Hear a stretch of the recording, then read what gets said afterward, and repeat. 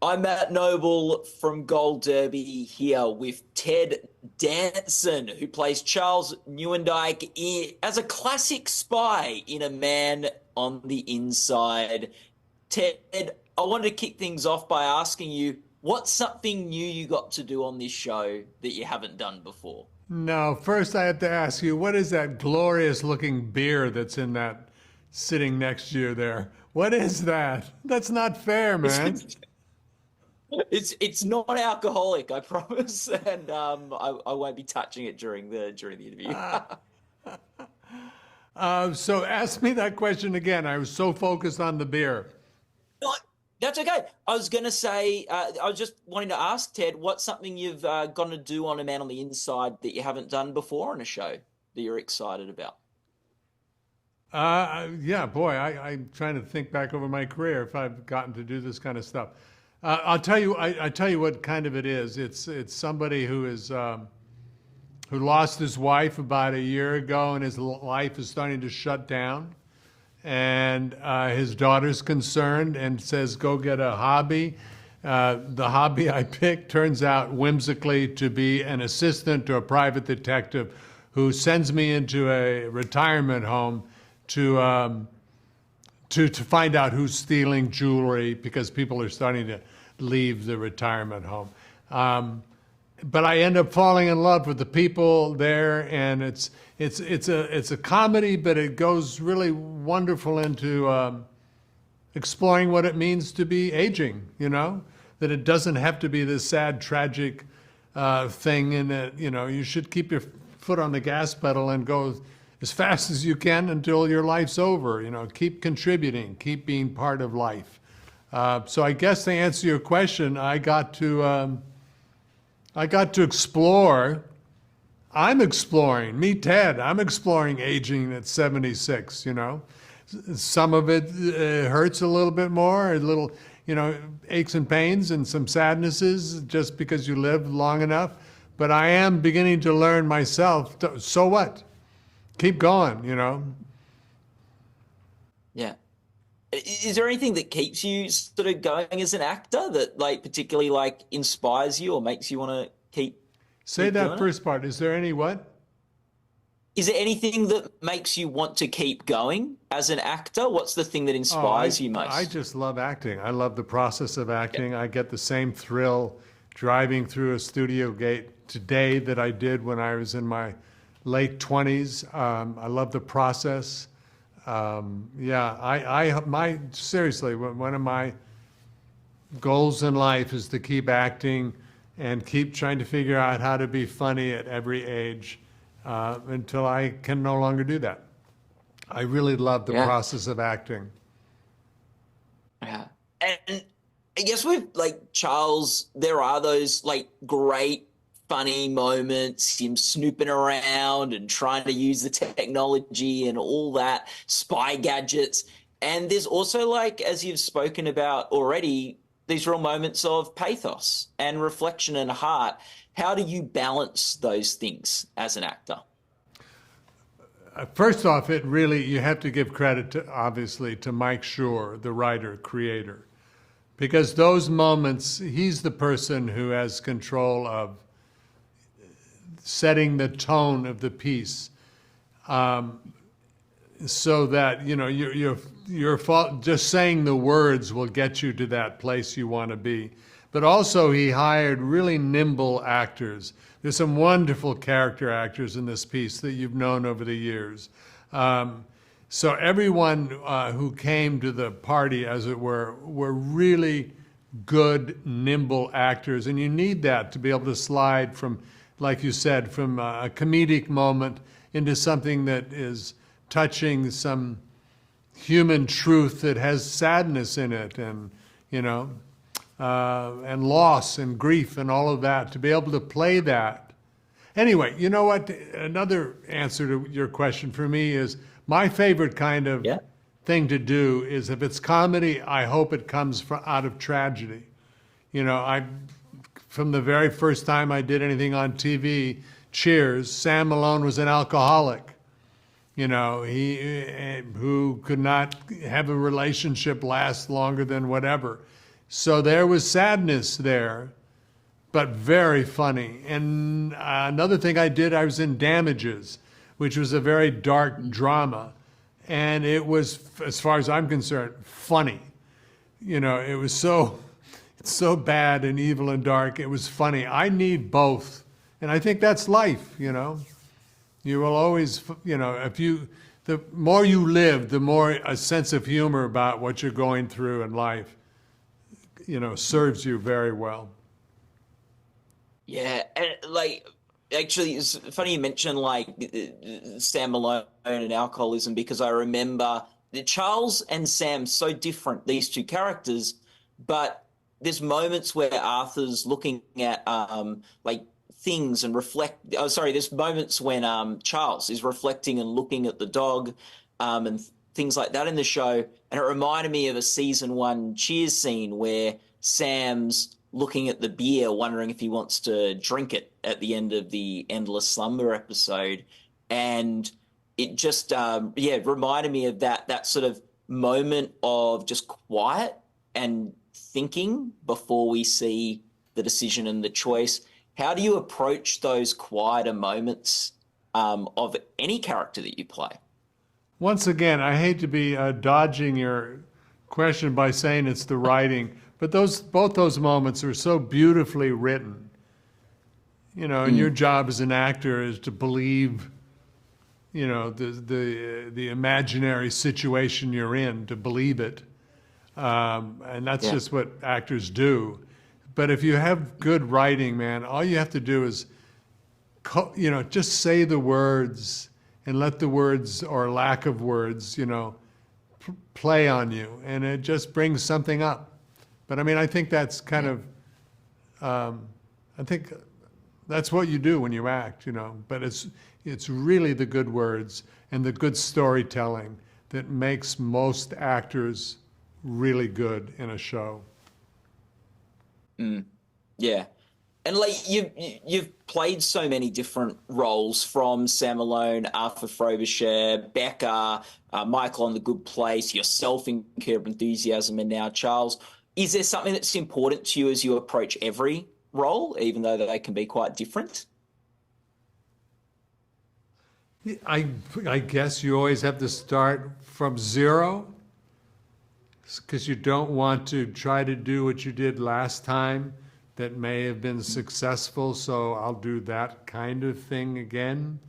You always have to start from not knowing, which is very kind of scary, at least it is for me. So it's a process of kind of being humble and discovering slowly what this character is about instead of, you know, imposing what you're maybe good at on top of the character.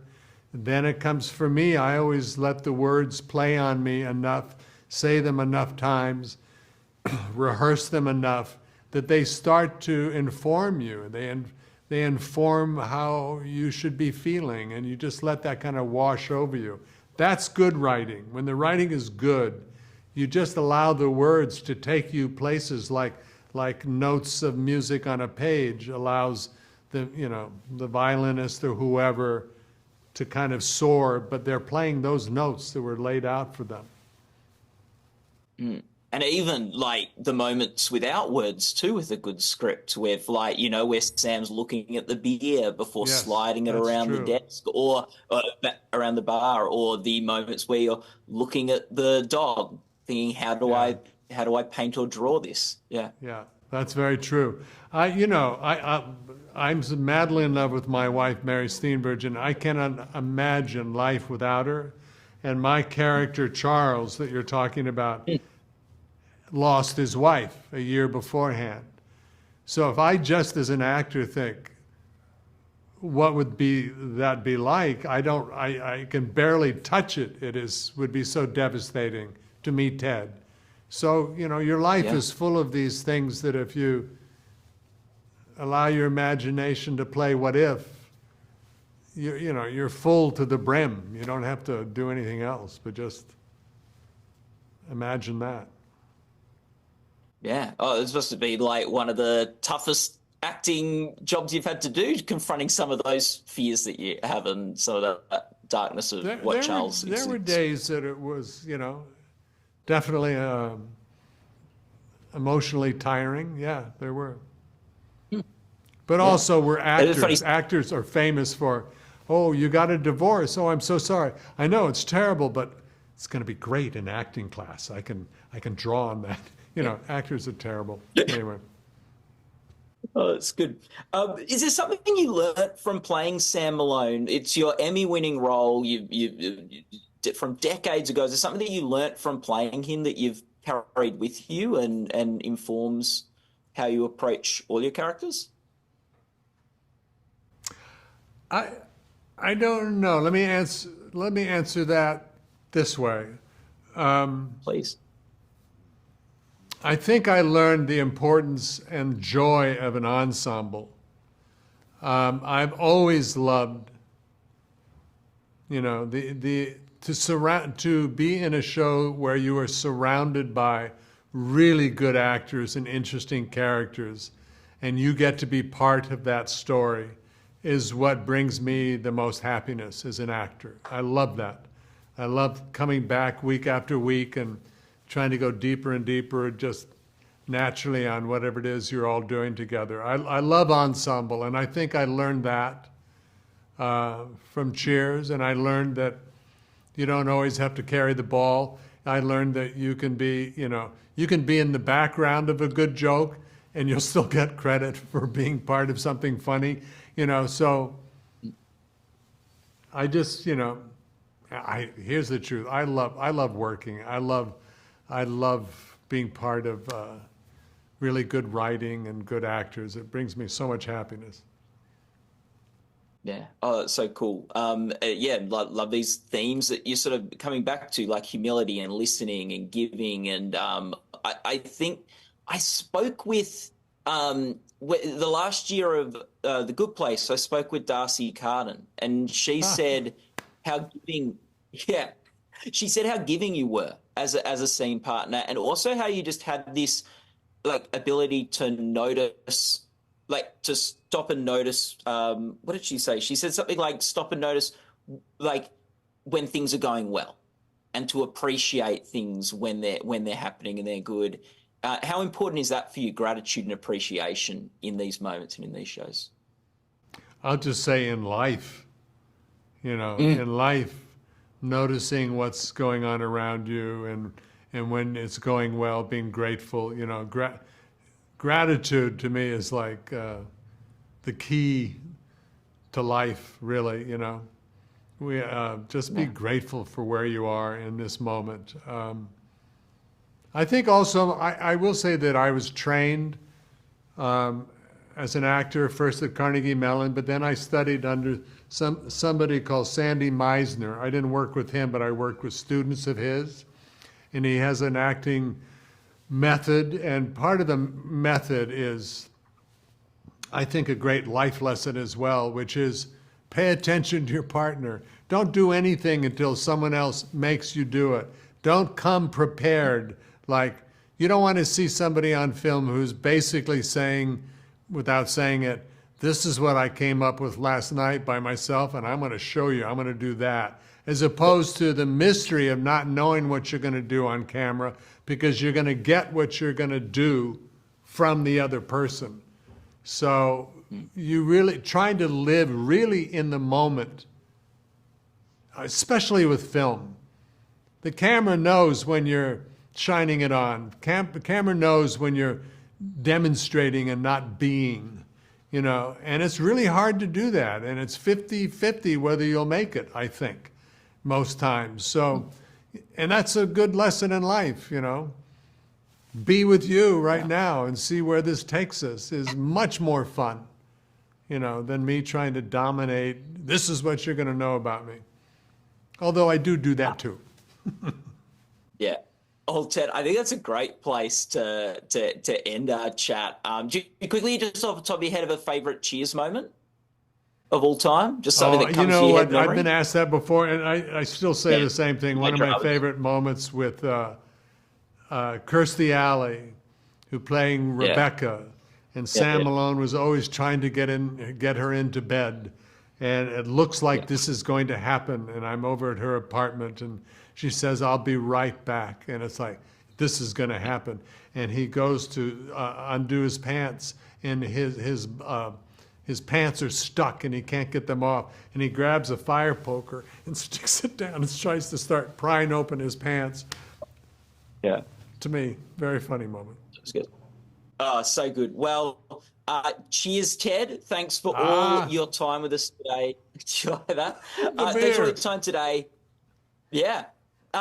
We can, sorry, people watching this can go to goldderby.com. We're sort of like an online awards club, if you want to know what Gold Derby is.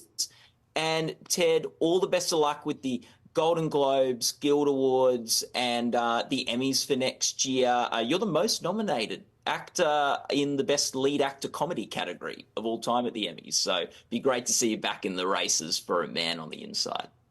Thank you. You're very kind. It was fun talking to you. Sorry about the So much fake fun. beer. No, that's all right. It was such a joy, Ted. Thanks so much. You too.